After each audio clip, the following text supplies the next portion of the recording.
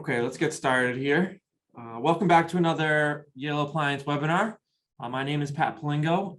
With me today is Francesco Froyo, the general manager of our showrooms, and Steve Scheinkoff, our CEO. Today's topic is a fun one. It's a book of bad renovations. This will be a really good topic to show you what not to do, what to stay away from, what questions to ask to make sure you get the best out of your project. A little housekeeping before we get started. This will be recorded and we will share the recording and presentation afterwards. So keep that in mind as you take notes.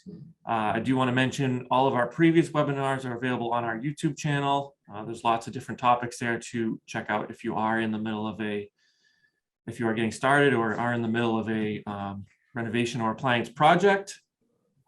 And with that out of the way, I'll turn it over to Steve Scheinkoff, our CEO. All right, thank you, Pat. The book of bad renovations, how bad people, bad design, bad products, bad trends can ruin your project and how to prevent that from happening. You know, when I first started this topic, I was going to tell you about one of our salespeople. You know, he saved for a project, got the plans, got everything right, and then hired his best friend. I was going to detail the process, but I think everyone's probably listening and shaking their head and figuring out that didn't go very well. That was a 3-year turmoil for him. But instead, I thought I'd show you some pictures because what I'm seeing now is beautiful kitchens that functionally don't work. So what I'm going to do is kind of a little bit different. I'm going to show you pictures on each slide. There's going to be good and bad. There's no rhyme or reason to it.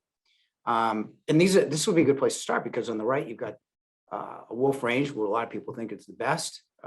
Nice kitchen, different countertops, which you can do. And on the left is the La Cornue. It's the world's only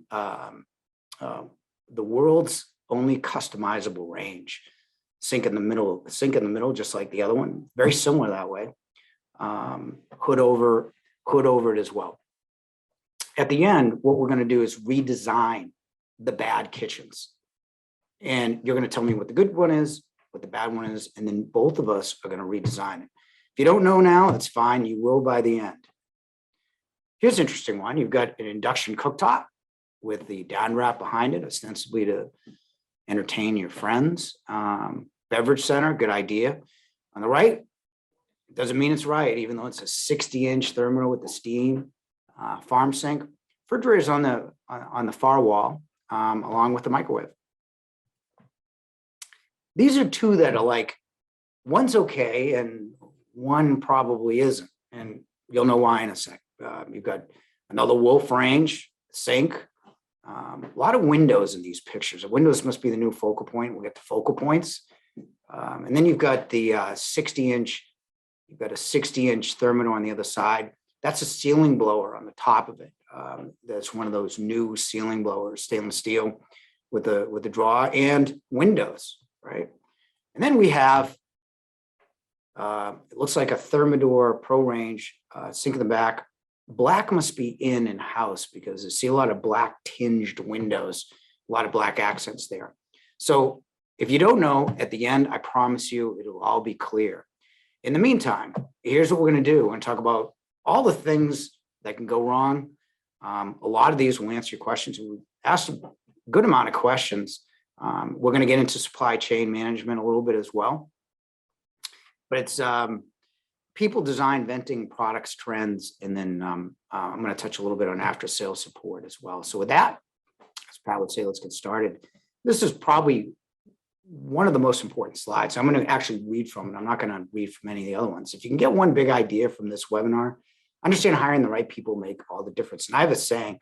Saying is, good contractor solve problem, bad one cause them. You understand a good GC knows all the good subs. So your project will run much smoother. And I would say if you could wait a year, if you have to wait a year to 2 years for the right firm, it's well worth your time. So just keep that in mind. Now, a lot of people ask questions, well, how do I know? You don't have to take this down, but here's a list of questions that you would ask a contractor. Some of my favorite is if you're building a certain style house, you want a GC that has shown he's built that type of house or understand that type of house. One of the questions on this list is, what new technology have you learned in the last 2 years? Just to see if they kept on with the new trends. I mean, you don't want someone who said, dimming systems, which is like 10, 15 years ago. You want somebody that talks about maybe geothermal and maybe some different things that that you could put in your home. But here's a list of 18. Again, don't take them down. I'm going to send them all to you in an email form. Okay, here's your first bad story. One of my friends is a developer in the city of Boston, one of the major ones. And a few years back, we were having dinner. And he was raving about a GC firm that turned over a project in Jamaica Plain on time, under budget, couldn't have been happier. Yet 2 years later, he was talking about how he was suing the same company, ostensibly for not doing the job well, not coming in on a budget. And they were in court hashing it out, which is always an expensive thing to do.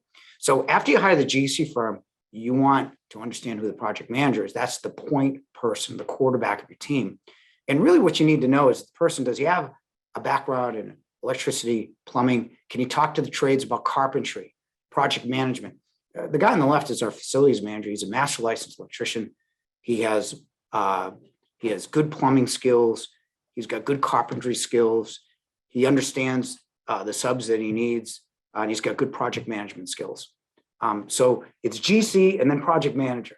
So you're not on the woods just hiring the good GC. Now, here's the other thing is you have to know who you are, right?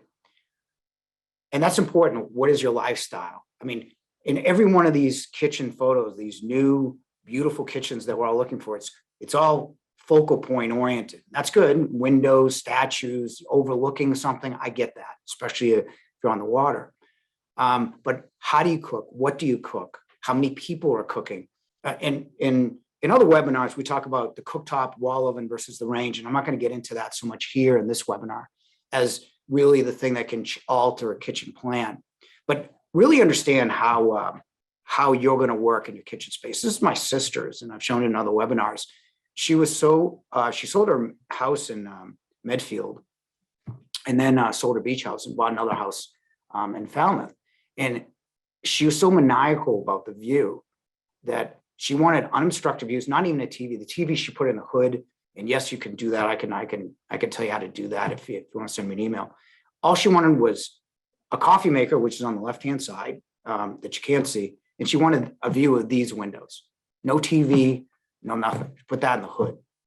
So really understand the space, what you're trying to accomplish in that space, and how you cook. Because the best person can't flesh that out of you.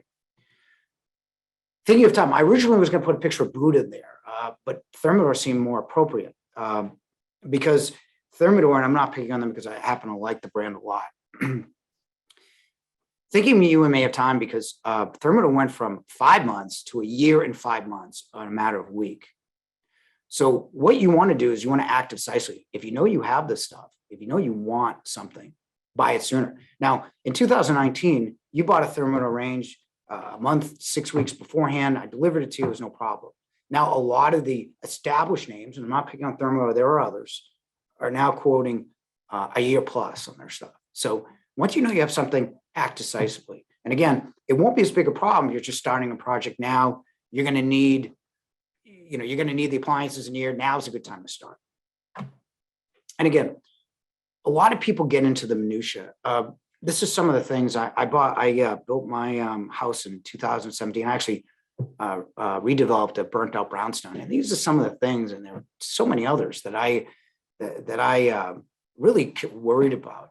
And I can't tell you what the countertop is now. It all becomes part of that visual noise. And I'm not saying to compromise, white for like Uba Tuba green, which is out of style. I'm telling you that if the white with a certain vein isn't available and there's a white with a similar vein, you may want to go with that because supply chain management is now part of your job. Building a house now is harder than any of the time since I've been here in 1986. And I want to give you kind of a funny story. I mean, I wanted a rainfall shower head in the worst way. I put a little asterisk there. And I still haven't showered under that rainfall shower head. So a lot of things that you're concerned about become part of that visual noise. And if you have something you like and there's something similar that you can live with, in this day and age, I would really caution you to do that. And this goes into being brand and product loyal. If you say, and again, I'm not picking on Thermador by any means. If you say you want a Thermador double wall oven, you may be waiting a year. If you're saying I want a convection double wall oven, well, there's some really good brands. There's a lot of good, not as established brands that in the next 3 to 5 years will be established brands because they have as good, if not better specs than some of the established stuff. So don't be afraid of a brand like SKS or True. Becco's another good one. There's 5 or 6 new brands that are really worth considering. So don't get pigeonholed into a brand if you can't wait.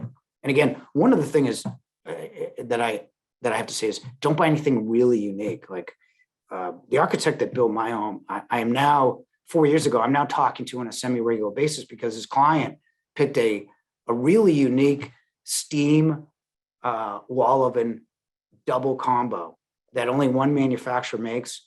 And we've had people wait 2 years for it.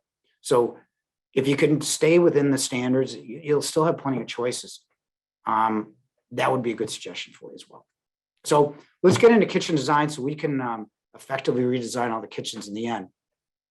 And I started at the worst place, refrigerator and wall ovens. You do not need to centralize refrigerator wall ovens. People have a hard time understanding that. So I'll say, when have you ever said, I need to get into that refrigerator right now?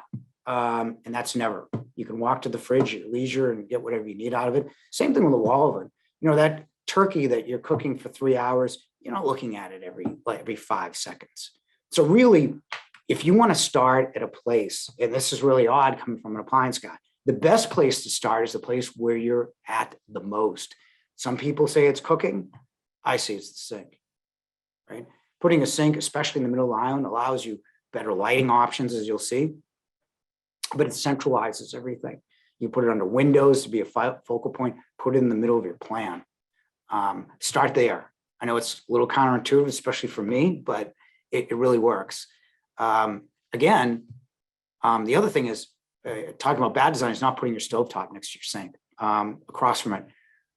Good design is sink and then the cooktop. Cooktop, you're stirring, like, you go back to the turkey analogy, you leave the turkey on for 3 hours, but you're not going to leave the soup on the top of your range for 3 hours. You're going to stir it and everything else. The other thing is, when you think fire and there's a problem, the first thing instinctively you will think of is water. So having the sink there allows you to take that burning hot soup, using that analogy, and dump it in your sink where it's not a hazard or a problem. So think sink, stovetop, and think kitchen triangle, which is sink, stovetop, dishwasher. The rest will take care of itself. You know, when people are thinking stressed about refrigeration, in medium to bigger kitchens, you can always add point of view straws if there's something that you think you need more immediately. Again, now, not to confuse you, but over centralizing your appliances has become popular and dangerous. On the left is my kitchen. You don't see the microwave in it because I don't really use a microwave all that much, so why centralize it? But you start to see a lot of stacked wall ovens. This is dangerous. So I want to give you a visual. You and a 5-year-old child tugging at your pant leg while you're taking soup, again with the soup, or anything hot over your head down below. It's not good design. You could put a microwave. I could give a class on where to put a microwave. You can put it in a cabinet, under a cabinet, on your countertop, in your pantry, somewhere else doesn't need to be there. In fact, if I know a lot of people ask, with wall ovens, what is the most I would do is the double oven and a warming drawer underneath. Because again, what you're doing there is, one of the advantages of having a wall oven is never bending. You know, what you're doing now is you're bending for that lower oven. So it kind of, you know, it's just a bad idea, and it's unsafe. So let's get into ventilation. Ventilation is almost universally bad in terms of design. And so I want to ask you a science question, kind of unusual, I know, in an appliance webinar, but what appliance emits nitrogen, oxygen, and carbon dioxide, formaldehyde, and particulate matter, all of which are dangerous, not extremely dangerous, but you shouldn't be breathing them in. And that is your stove, especially your gas stove. And let me tell you what the problem is, because this has been a more recent phenomenon. And we're going into banning gas ranges, which I think is a little short-sighted. Let me tell you what the real problem is that when I started in 1986, we hailed the 12,000 BTU burner as the biggest that you can buy, right? And I'm only saying that we had a 40,000 BTU. That was the ultimate in power for a range when I started. I'm giving credit, it was more probably 35-ish.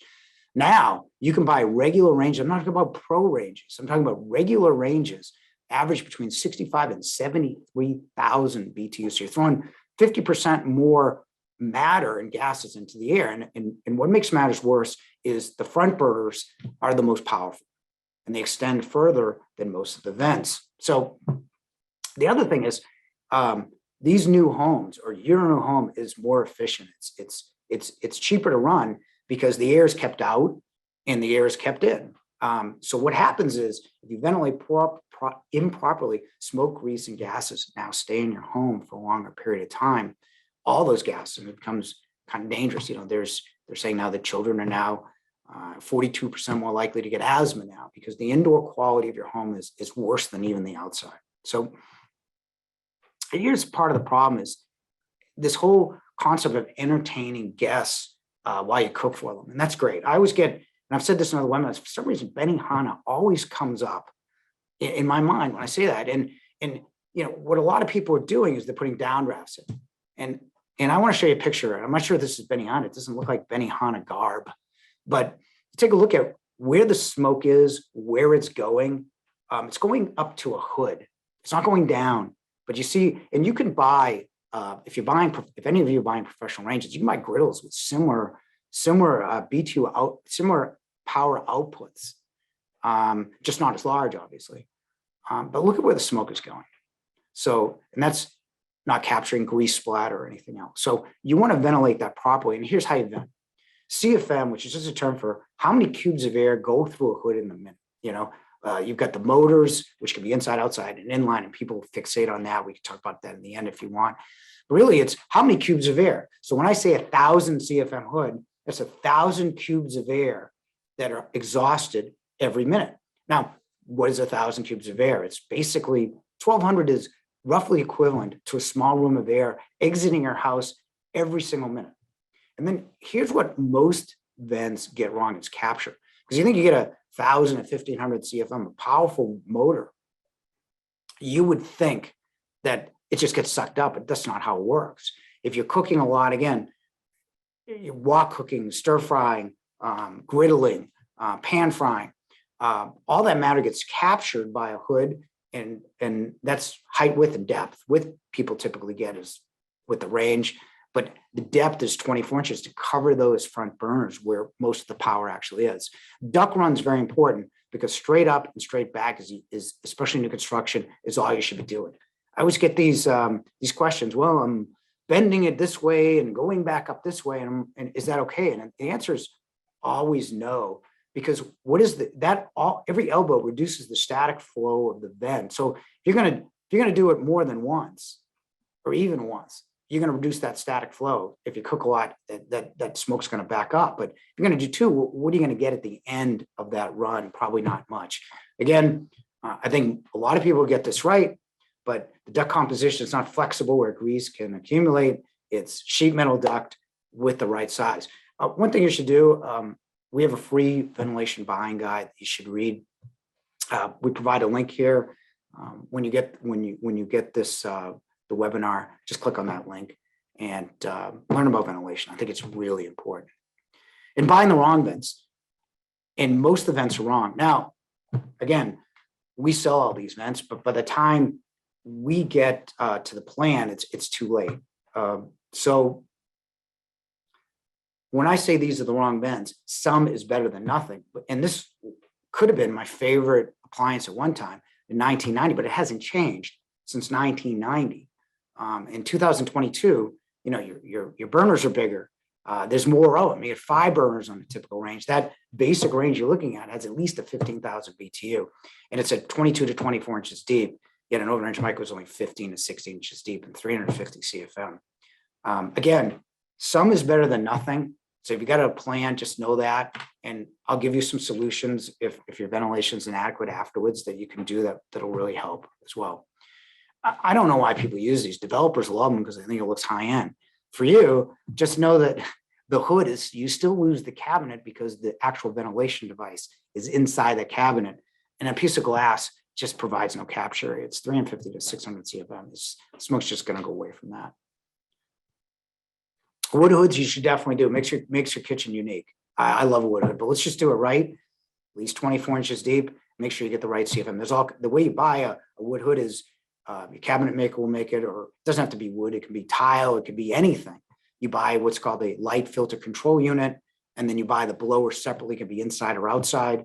But any cabinet person, you could do a wood hood. Just adding the guts to inside of a hood, which is enclosure, light filter control, and then your blower.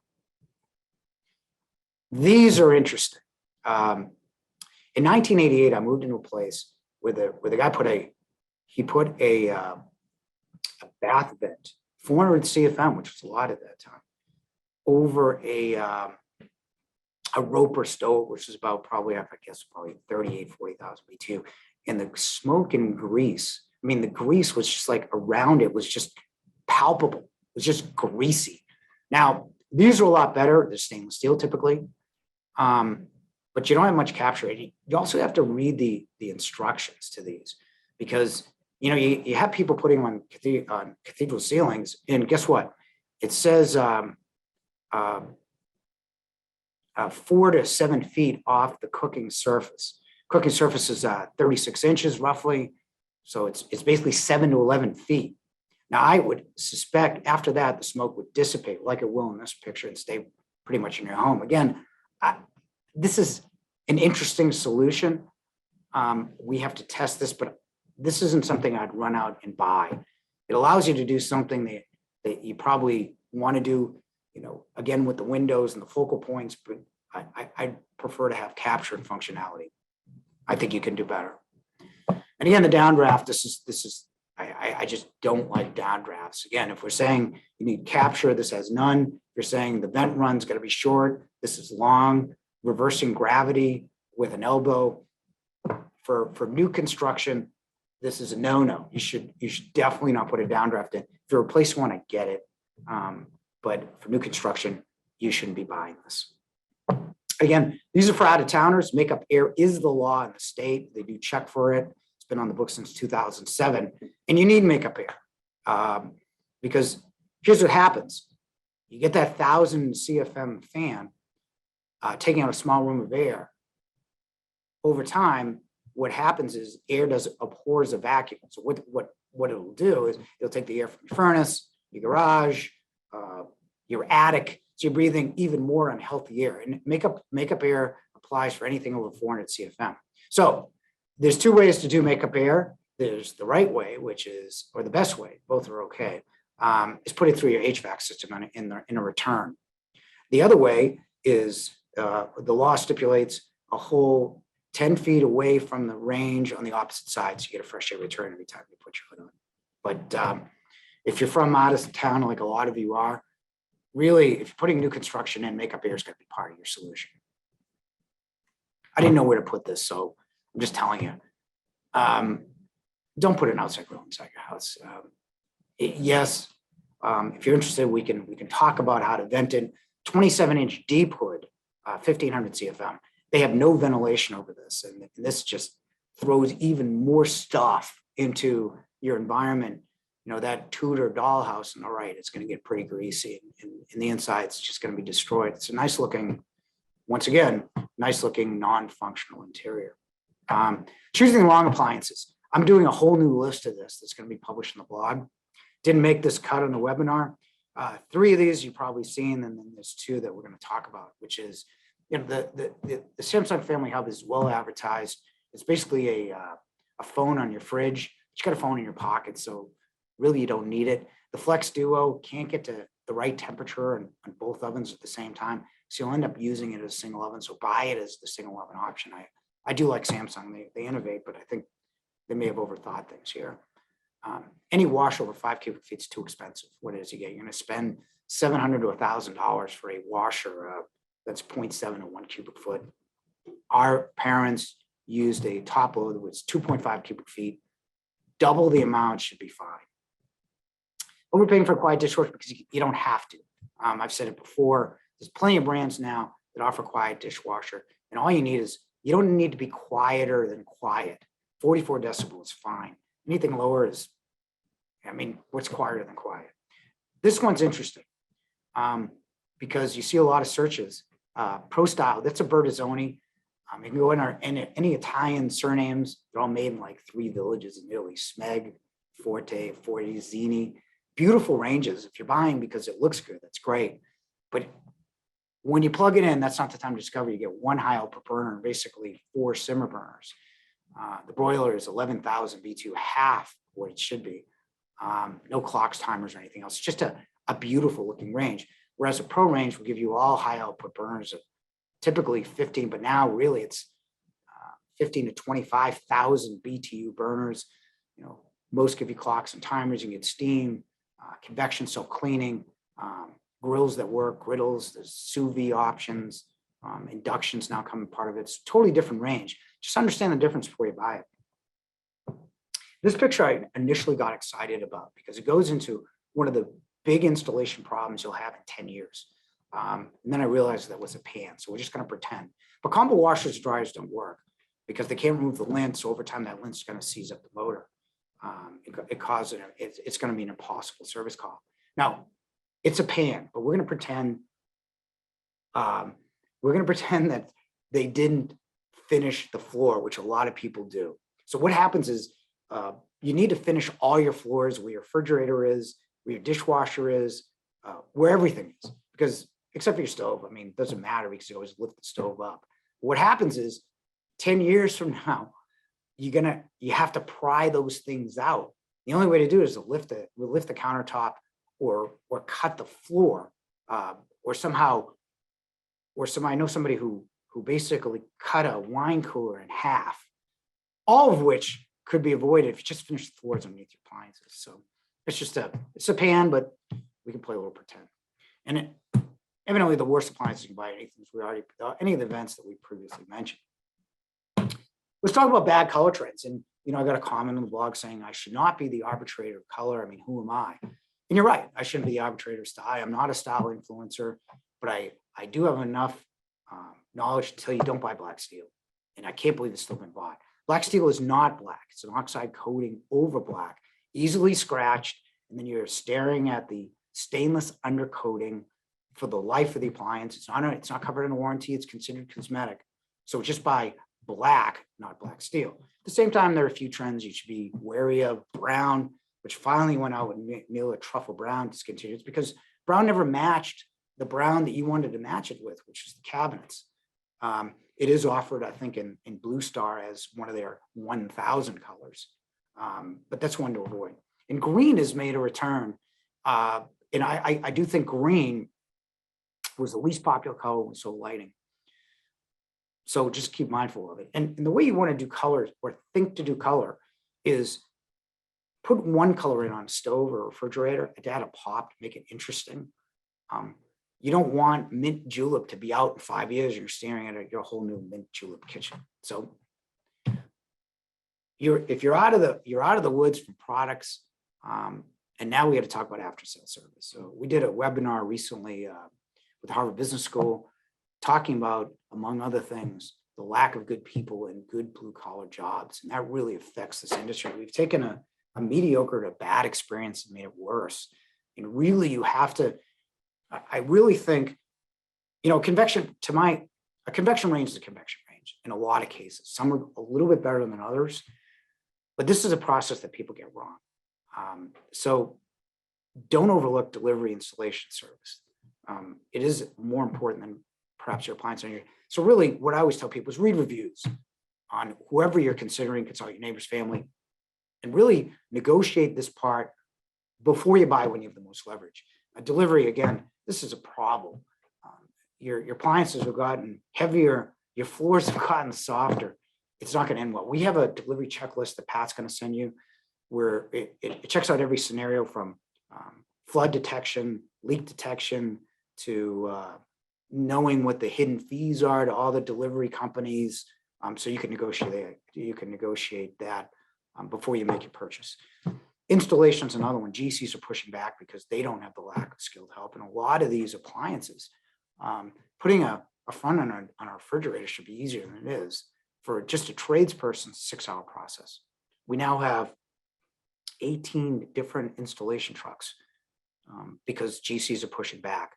You have to know who's going to do the install. If it's your appliance people, find out if they're qualified. You can get an extra warranty with a lot of these companies. Wolf, Yale, I think, offers an extra year if you've got a certified installer as well in service, which is, to give you an idea, we performed over 40,000 service calls in 11 months last year. It's just in the Boston area. So it's a problem. And it's a bigger problem because the supply chain issues, with all these new suppliers, I'm sure they don't go all together the way they once did. So I really think you're going to need more service than ever. And that's a huge problem wherever you go. But you should know that if one company offers better service than the other, you're thinking that may be the edge that you're looking for. So if I had to give takeaways, it's all about people. Hire the good ones. For design, think sink, cooktop, dishwasher. Don't skimp on your ventilation because your indoor quality will suffer because of it. Stay away from trendy colors and products as well.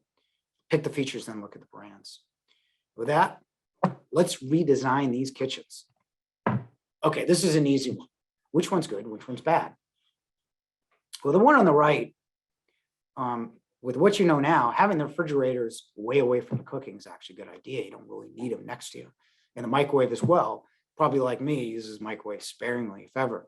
But there's one thing that I want to show you here. If you take a look over the range, it's called a pot filler. So if you're cooking a lot of like spaghettis, lobsters, that type of thing, you don't even have to move to the sink to bring that big pot. You just fill it right at the stove. That's a very good idea. But everything, they're moving back and forth. That's a great kitchen.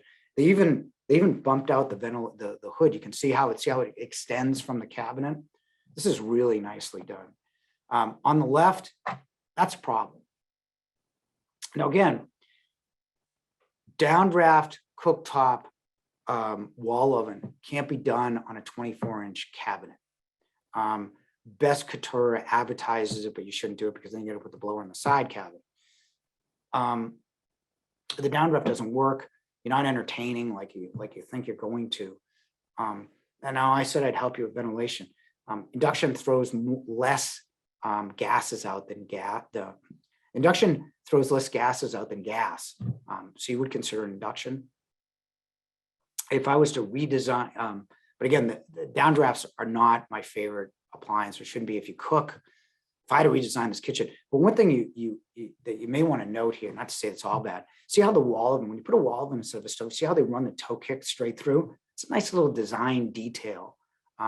Take a look at the beverage center. That's what it looks like when you don't run your toe kicks straight through. If I had to redesign it, I probably wouldn't.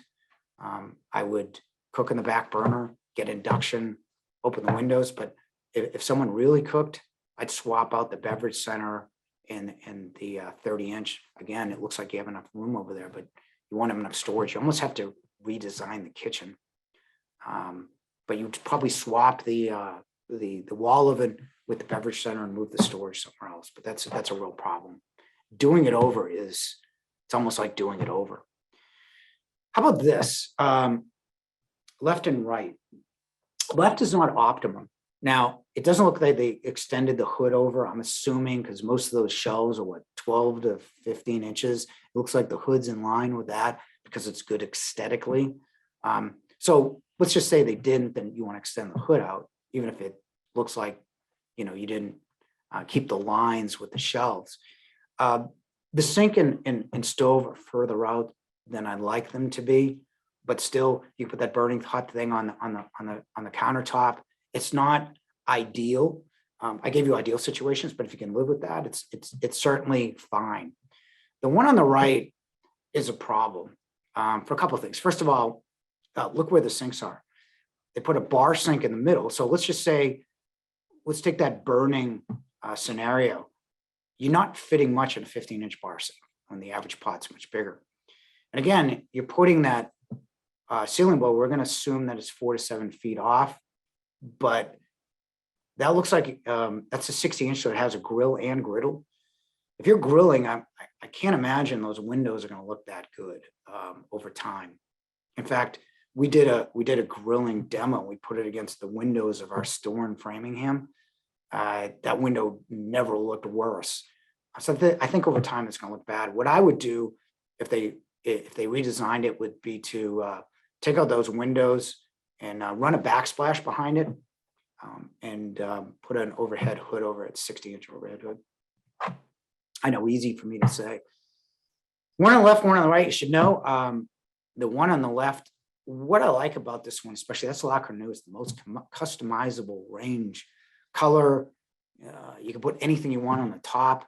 But what I like about it, this is a good idea. You know, what made this kitchen really interesting is the fact they didn't put chrome handles on there. They put polished brass, or I think that might be English brass, not as shiny as polished. See how it just changed the look of the kitchen with just that one little detail. We did a webinar, you know, the 5 things you can do to make your kitchen look unique, even if you're going with stainless. That was one of them. I really like the way they did that. On the one on the right, that is a big problem. Basically what they're doing, it's funny, there's makeup air laws, but there's no law saying you need to vent. So it's okay, I guess, to put, that's a 6 burner and a grill, it looks like. I can't really see it, but it's okay to put about 120,000 BTUs of gas and gases in your home and not ventilate it. That's a real problem. Again, it's a somewhat easy fix. Just get rid of the window and drop a hood down. Not a ceiling blower, because again, that would be probably something that somebody would probably suggest just to keep the whole looks part of it, but it's not going to work on a cathedral ceiling. So just drop the hood there. Again, I'm going to end, and I promised myself I wouldn't do this, but I just like this kitchen so much. This is Drake's kitchen. He's the rapper, not the guy who started the cookie and yodel chain. And this I love. It's a La Cornue Chateau. He's kept everything kind of white. Google La Cornue Chateau Supreme. It's just a beautiful range. But look what he's done here is range, La Cornue solid hood, covering the burners, refrigerator on the left, microwave coffee system, and speed oven on the right, sinks in the middle. Look what he's been able to do. He put really nice lighting, and he added the pop of colors of the chairs, because you ever got sick of the chairs, you can just buy chairs, not have to worry about installing them. This is really, really nicely done. Probably, don't feel bad, it's probably about a $750,000 kitchen. But what I want you to do is, if this is good, then this is bad. I was looking, my friend lives in an apartment in Needham. This is their entertainment area. This is a Thermador range top. Again, roughly 120, 18,000 and 15,000 BTU burners with a grill in the middle with no ventilation on it in a large, wide open space. This is their catering room. You get the caterers in, pounding away at that thing, using all the burners. That's not an environment you want to be in there long term. So do this, not this. With that, I'll send it back to Pat. Thank you for your time and attention. A lot of you asked really good questions that we'll answer now. Again, I think next webinar is what? How to properly choose kitchen ventilation or lighting. I'm thinking, how about best new companies and products? Well, if you guys have a, if you guys that are on the webinar have a, if you have a suggestion of which one would be better for you, put it in the question form, and democracy rules. Whoever has more will do whichever webinar. We'll get to the other one afterwards. Thanks, Steve. Yeah, we will. We'll have a survey after this webinar, and we'll be sure to ask for suggestions for topics you guys want to hear from. Please do use the Q&A feature to let us know any questions that are on your mind. We did get a lot of questions in the registration, so we can jump right into those. Steve and Francesco can help us out. By the way, you should introduce who Fran is. One of the Appliance advisors. We answer questions live on YouTube every Thursday, which is interesting to see if they can, you know, you get an instant question, let's see if you can answer it. But Fran does a great job with Dennis, who has a completely different idea of design than I do. So him and I used to battle in the first few webinars, so they started their own. They went off on their own. Fran does a great job. Those two do a great job on Thursday. So webinars are roughly one every 6 weeks, but you can hit those guys up and they'll answer whatever questions you have every Thursday. So thanks, Steve. Yeah, every Thursday at 4. You know, we definitely, you know, we talk about a lot of this stuff too, and we get a ton of these questions as far as ventilation and how to, you know, design tips and trends and things like that, and everything from appliance maintenance to products and brands and things like that. So yeah, definitely join us every Thursday at 4. We'd love to have your questions. So yeah, let's jump into it. We have right off the top here, this is an important question, a common question we get a lot. Talk about appliance packages from the same manufacturer as opposed to mixing up brands. What are the pros and cons there? Who wants to take that first? I can do that. I mean, it's smart buying from it. It really depends. I think from affordable, you know, we do, I'd say from affordable luxury, it's you know, brands like Cafe and you know, Becco and all the ones. It's good to go with the same appliance, especially in a small kitchen, because the handle styles and everything kind of matches. We're you know, starting July, something odd happened.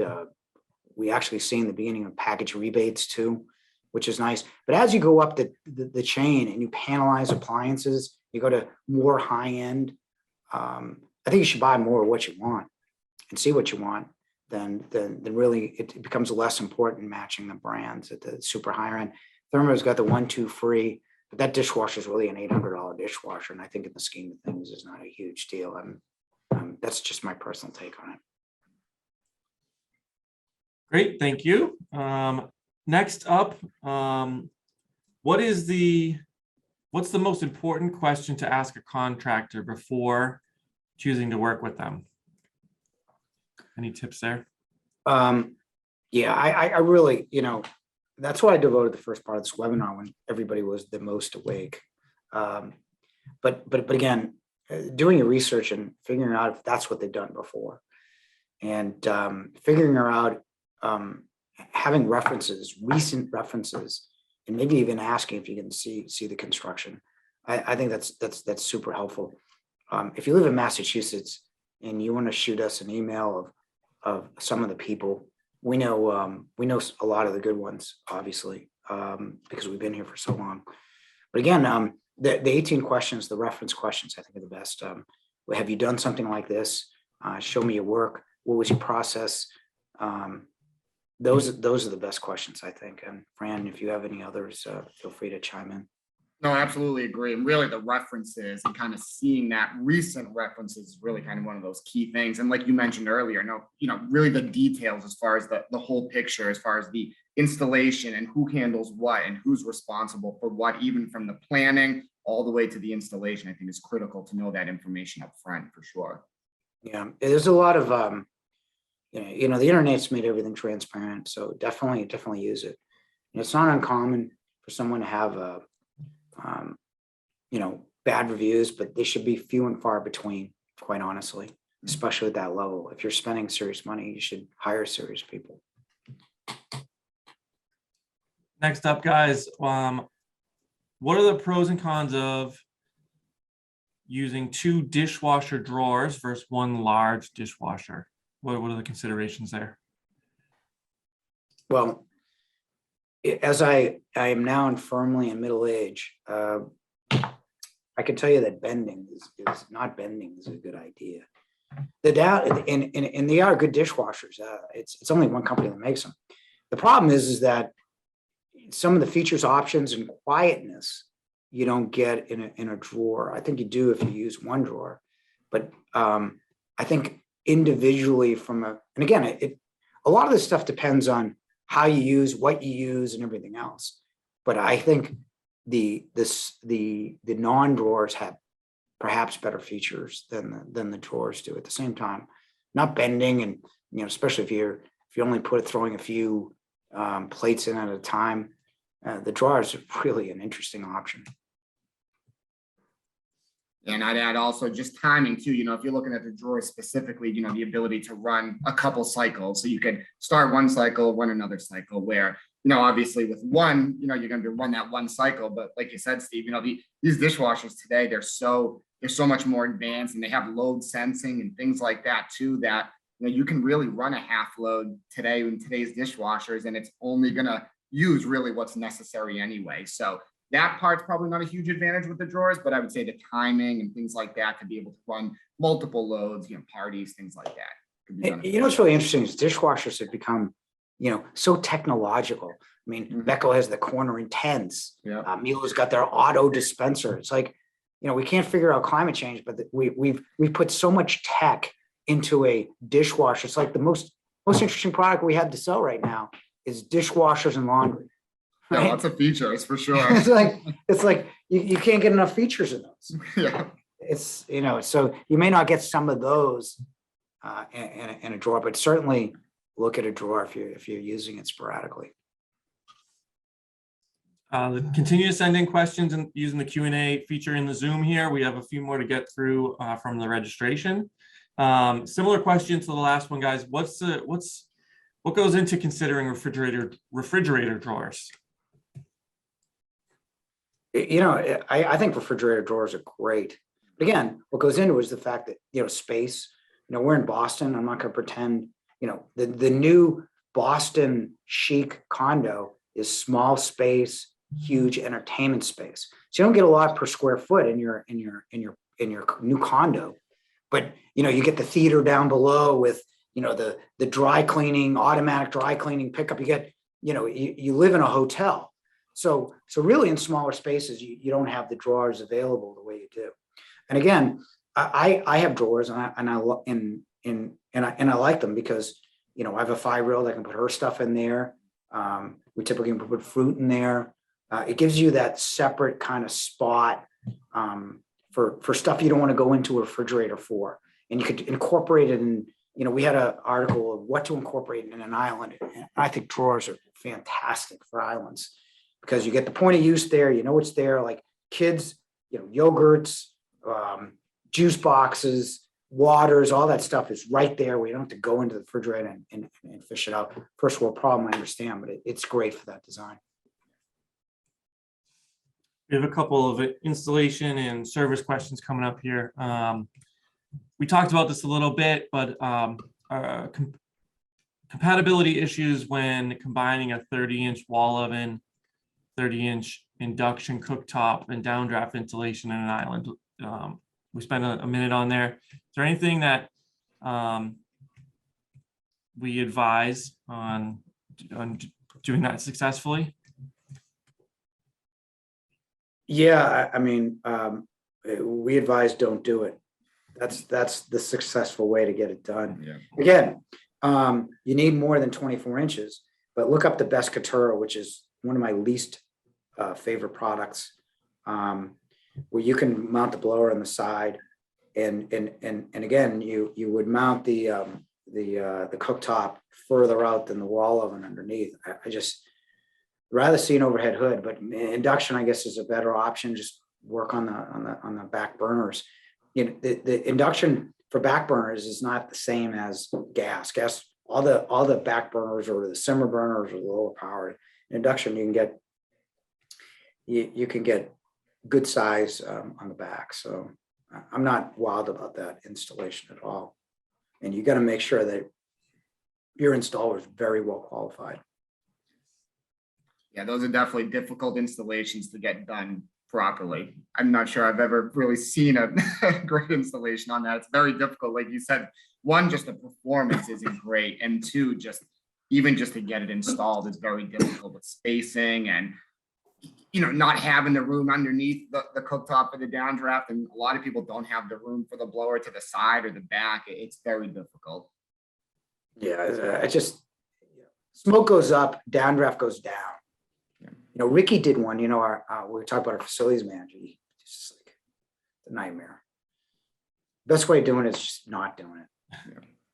Yeah. In the same vein of ventilation kind of question, what gas range should I consider if I want or need to use a microwave with a vent, so an over-the-range microwave? Well, it all depends on how you cook. The only way you're going to get power in back, and I have to check all the specs. And typically, I've looked at hundreds of these things, and maybe I'm wrong, but all the power burners in the front, I'd be surprised to see a power burner on the back. So you may want to consider an induction range. Induction, by the way, is, I'm throwing that around like everybody should know. It's magnetic heat. So what happens is how electric coil heats glass, glass heats burner, very slow responding. In induction, it's magnets that sense the metal pan cooks food, and it's instant simmer, infinite simmer, easy to clean because the glass doesn't get hot, child safe because your kid can't turn it on without metal sensing it. That said, consider induction. The other thing, which is kind of an odd thing, is pro ranges have all high output burners, a lot of them. So if you want high output and use an over-range microwave, then maybe you just use the back burners. I don't know if you've got anything other than that though, but again, over-the-range microwave is an old design. Love the design, but the new ranges just need more. A couple more questions to get through in our last few minutes here. What are some ways a homeowner can be proactive to keep the project moving along quickly, keep it on schedule? Make decisions, right? Especially now. I was lucky in 2017 where my project manager's like, Steve, for crying out loud, it's a rainfall shower head. Pick one, anyone.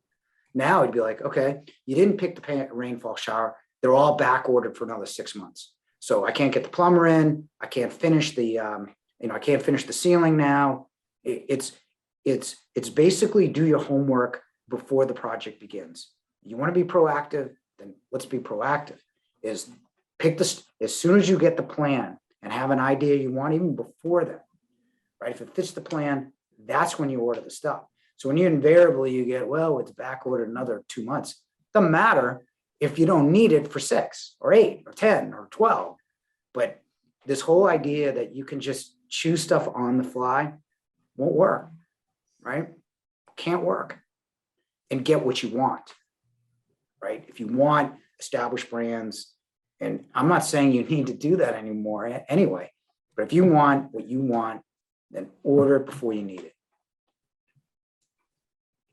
Two more here. The service question: do refrigerator ice makers increase the failure rate for refrigerators? We hear that. That's a question we hear all the time. I always thought so. We do all the reliability blogs, and they were always like double-digit service within the first year. And it makes sense. Warm refrigerator where the ice maker is leaks. Now, again, doesn't affect it's not like the compressor died, you lost all your food. That's not happening. Leaks happen. It's not enough to like cause black mold, flood your house, get insurance and battle about that. It's just a small amount of water and the ice maker won't work over time. But last year, it seemed like everybody must be using some kind of process, but LG was 3.5% service in the first year. That's remarkable. And a bunch of other brands were pretty good too. We published a post, most reliable French door counter depth refrigerators, which is pretty much what everybody buys these days. Take a look. I think there's 3 or 4 manufacturers that did really well last year. LG being number 1. I think G was number 2. Those 2 brands are certainly worth considering. Question just came in here. What about newer speed ovens? What do we think of speed ovens, and how about using the speed oven as a microwave only? Fran, you're appliance advisor. Yeah, no, absolutely. So no, I would definitely tell you, speed ovens have become increasingly popular really over the last few years or longer. I mean, it's a really popular appliance for sure. And they come in a few different ways. You can do combinations of them where you have the speed oven up top with the wall oven underneath. They come separately that you can install somewhere else in the kitchen as well. But they're a great appliance and you can absolutely use them as just a microwave. So the great thing with the speed oven is truly that flexibility. You don't need to have a separate microwave. They will have a lot of them will have that, add 30 seconds button just to turn it on, your popcorn button, just like a normal microwave.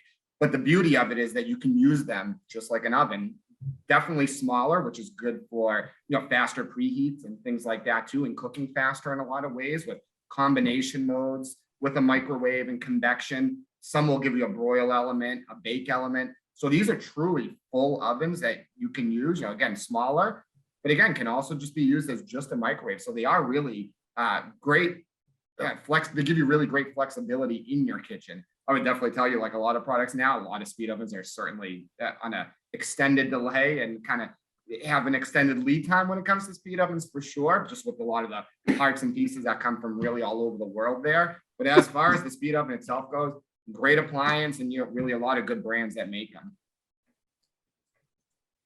The beauty behind a speed oven is whether you use it as a speed oven or an oven. The answer is I should use it as a microwave, then you've just basically spent $900 more for just a microwave. The beauty behind a speed oven is using the combination. And the way microwaves work is they target water and moisture. That's why everything's rubbery.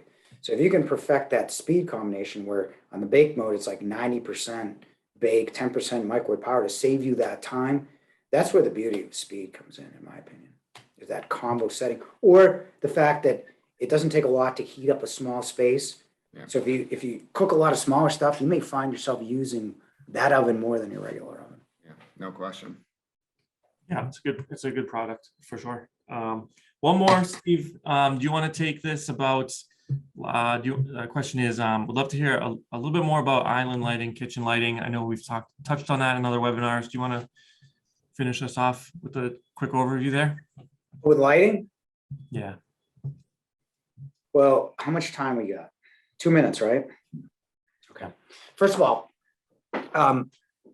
lighting's. I'll give you a couple tips. First of all, bathroom lighting. There's only 2 rooms that you need to worry about, and that's bathroom, kitchen. That's it, right? Think about living space, right? What do? You're watching TV. What do you do with the lights? Shut them off, right? And let's just say you totally screw up your living room lighting. Totally. Throw a couple lamps where you read, you're fine, right? You're not going to put a lamp in your kitchen or your bathroom. If your bathroom cross illuminate where you shave or where you put makeup on, okay? Hits both sides of your face. Don't put lights behind you because that's where you get shadowing, right? Lights behind you, you create shadowing. For kitchen lighting, you got to remember this, right?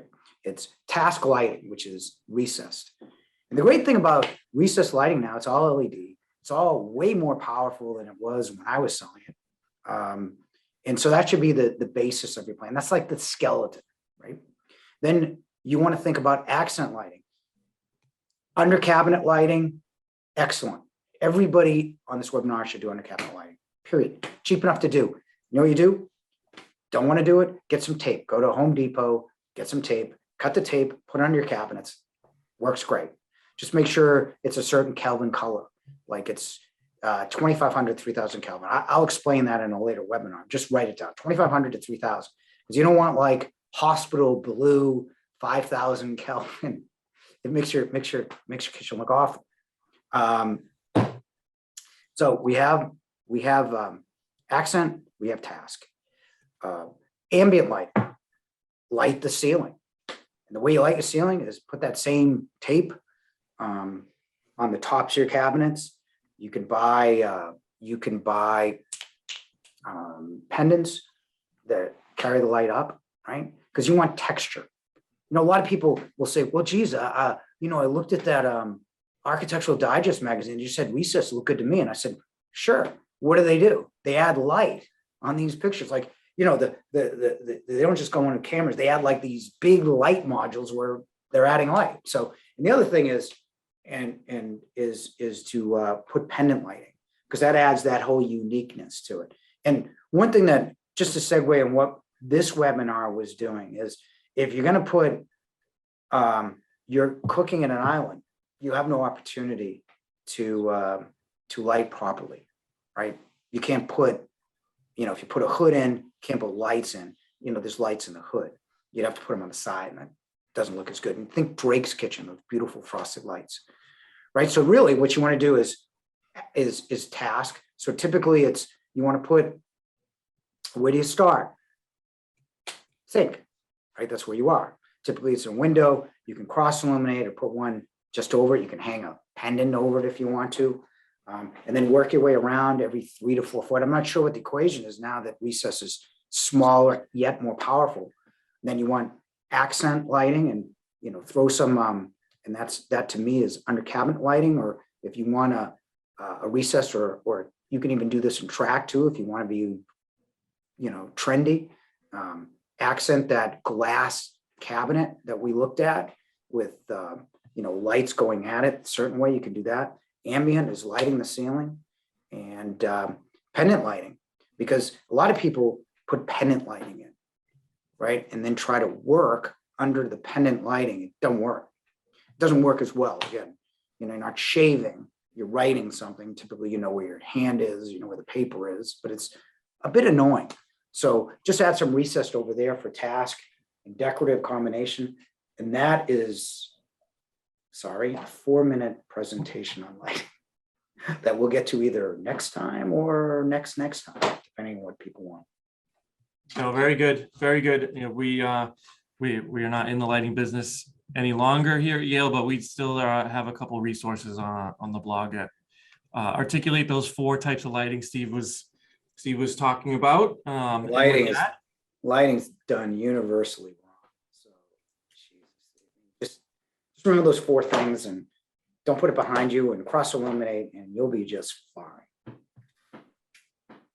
All right, thank you, Steve. Thank you, Fran.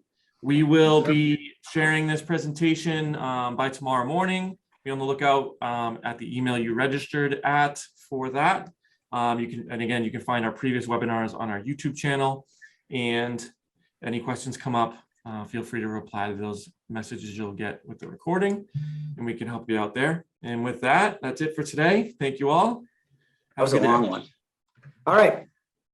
Thank you, guys. Thanks, everyone.